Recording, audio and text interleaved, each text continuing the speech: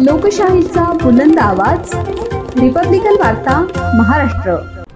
जालना तालुक्यातील बदनापूर तालुक्यातील चिखली येथील गट क्रमांक 271 मध्ये जनावरांना पाणी भरण्यासाठी मोटर सुरू करताना विजेचा शॉक लागून भाऊसाहेब गणपत हिरे वय 45 वर्ष यांचा 13 ऑगस्ट 2025 रोजी दुर्दैवी मृत्यू झाला।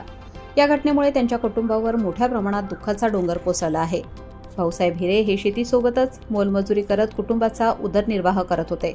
अलीकडे ते बांधकाम मिस्त्री म्हणून काम करत होते।